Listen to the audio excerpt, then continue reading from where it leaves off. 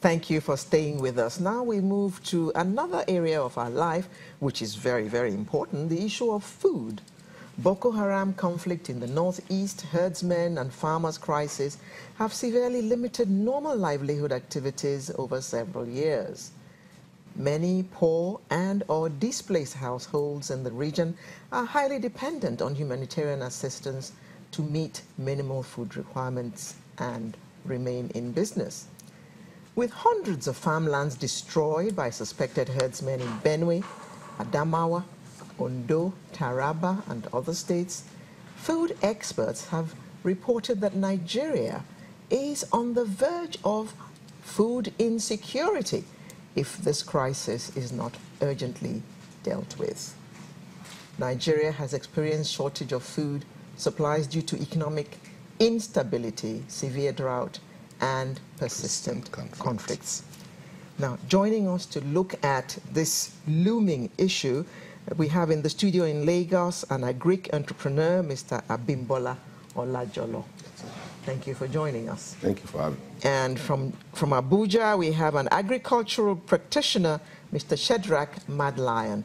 Good morning, Mr. Madlion. Thank you for being with us this morning. Morning. Good morning. Nice being here. Thank you. Now, let me start with you, sir, Mr. Olajolo.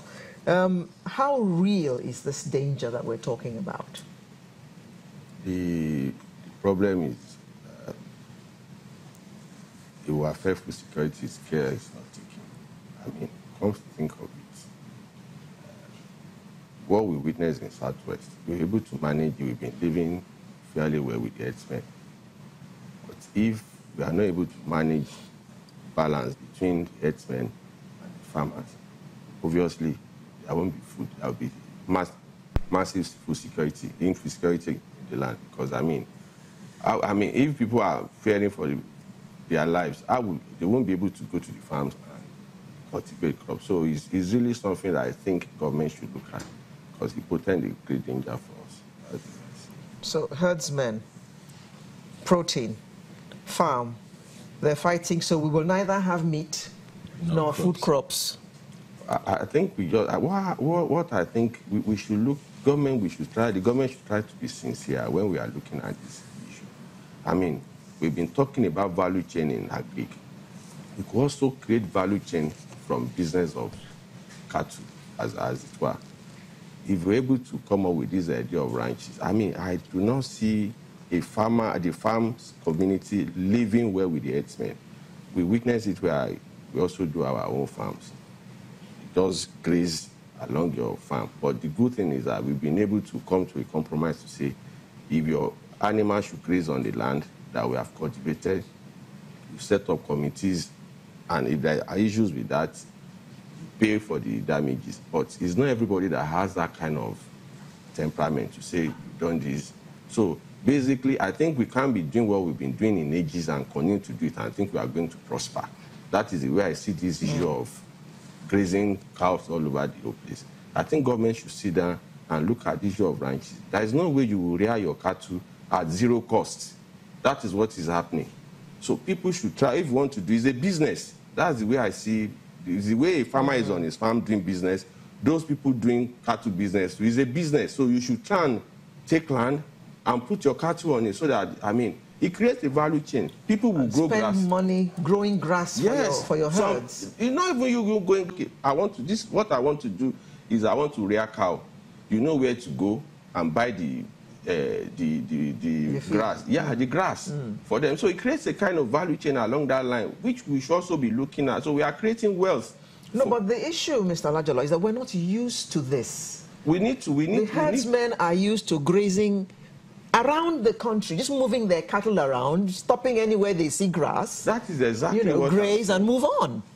That is exactly what I'm saying. We need to move past that one. We've been saying we've been doing subsistence agriculture for a long time. Now we are going mechanized. So if we could do that in the same way, we should introduce that one into animal husbandry. That is what I'm saying. So we cannot say this is the culture of some people. We should try and go beyond that. That is what I'm saying. If care is not taken, we'll keep having this issue, and eventually all of us are going to suffer for it in terms of food insecurity. Mr. Medlion, let me bring you in at this point. Nigeria's population is growing by the day, which means that Nigeria will require more food with every new day. And we have this crisis facing us. We need to sit down and actually consider how we're going to sort this out. We need the headsmen, we need the farmers. What are your suggestions? Well, we need to strengthen our institutions. We have an institutional failure in as far as our food institution is concerned. We need to rejig them. We lost over 42 million metric tons of yam seedlings in Benue State. We lost 43% or 42% of farmers' participation between 2016-2017 agricultural year. There is food production decline in the Northeast for the past 9 years. One will begin to wonder, is anything actually happening to we Nigerians that all our vegetational junctions and points are in crisis zone, and yet we have institutions that are not blinking over these circumstances. We have 12 million children that are malnourished. We have over 15 million children that are out of school. Now, this whole points one is putting together are signs that we're drifting of being the Haiti of Africa. If anyone will remember, Haiti used to be the richest country in the world. But today, Haiti has turned to be one of the poorest countries in the world. I get them before no be property, what we used to say in our local palace. A country that consumes 11.5 million metric tons of rice every year. Local production is less than 2 million metric tons of rice. A nation that produces over 30, the second biggest tomato producers in the world, yet 42% of them go down on what I call post-harvest losses. A nation that do not look at the food nutrition on their citizens, how well are we fed. A nation where we're not looking at climate effect to our food productions.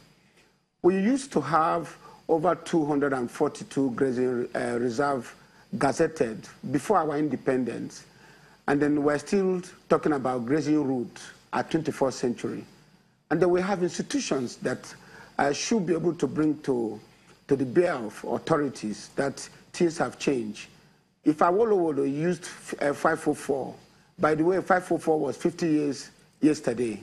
Does it mean that we should still would have kept such vehicle in our roads that has no radiator indicator? We have moved on with sophistication of technology today. We have negated the role of mechanization to food production in our country, despite the growing level of our population. Over 250 million people with 2.5% growth rate. Yet, we do not have functional 2,000 tractors in the entire whole country. And then one will want to begin to wonder, we have institutions like the Ministry of Agric. In the Ministry of Agric, we have Office of the Livestock Unit, we have National Food Security, Food Research Institutions. We have over 300 research institutions linked up to the Ministry of Agric. Yet, we're still recycling the 1976, 1977 seedlings. And then you wonder, what are the programs to replace our aging farmers with the young farmers with the all activities? But we were very interested in Nigeria in going to television to show what we're doing. And that's why you could see pyramids of rice in some states being done with wood. And then by the time the rice were dismantled, we saw that it was not pyramids. But they never showed us where the rice fields were. Now these are the situations we are here. 63% of Nigerian populations go to bed without having 3 square meals. I don't know how many Nigerians that eat the first 2 meals, but 3, I am sure. You will ask yourself, we look at serious issues with you know, we play politics with all of this here. But I've not seen nations anywhere in the world that plays with your food security, your health, and your education. They all go together.